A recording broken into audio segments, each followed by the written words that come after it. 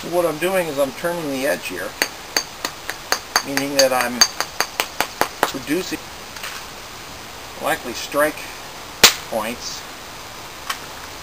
for coming back the other direction.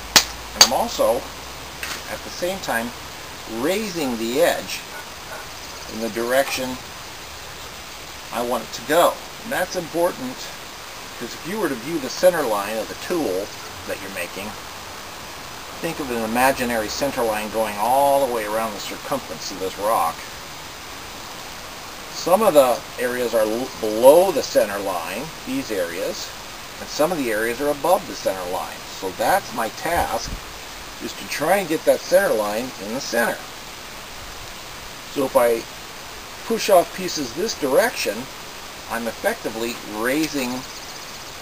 turning the edge and raising the edge this direction. So now I've got a thicker edge along here that I can come back this direction and pop some pieces off, hopefully.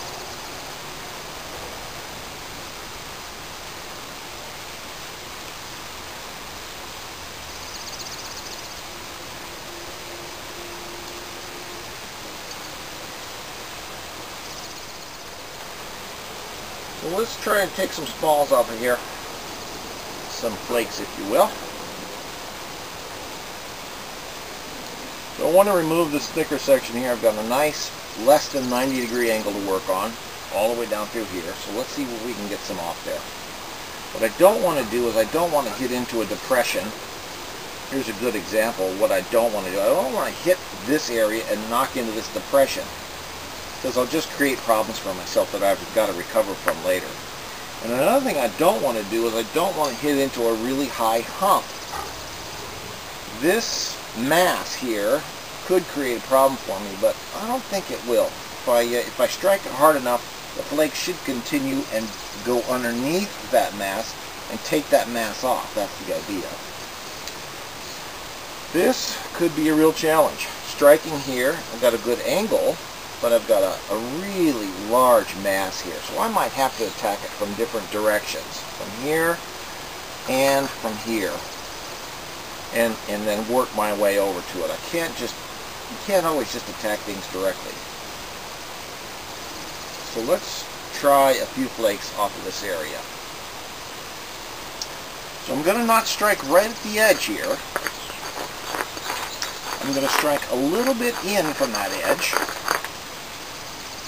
I'm just abrading here a little bit of the sharps off. Strengthen the edge. I'll be doing this a lot later on.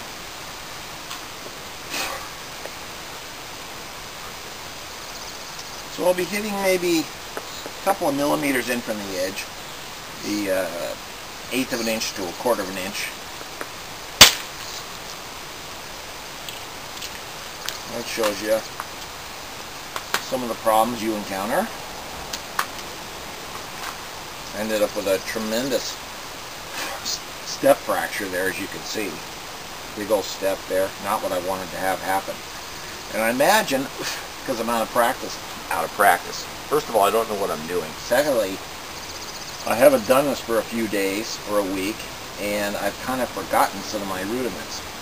What I want to do when I support this thing is just allow it to touch where I'm making a strike, but where I want to drive the flake to, I don't want that to be touching anything or end up with problems. And so I think what happened was I was allowing that to terminate right there, which is not where I wanted it to go. I wanted that flake to go much further and to terminate further down. So now, if I strike again in the same area, I'm going to stop the next flake at that hinge fracture, that terminal, or at the step fracture.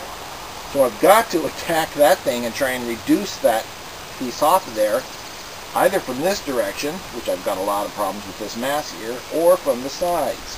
It's really could be pretty complicated. So let's try and do something from this side and see if we can get off there. Again, just the point of contact and then supporting it. That sounded pretty good.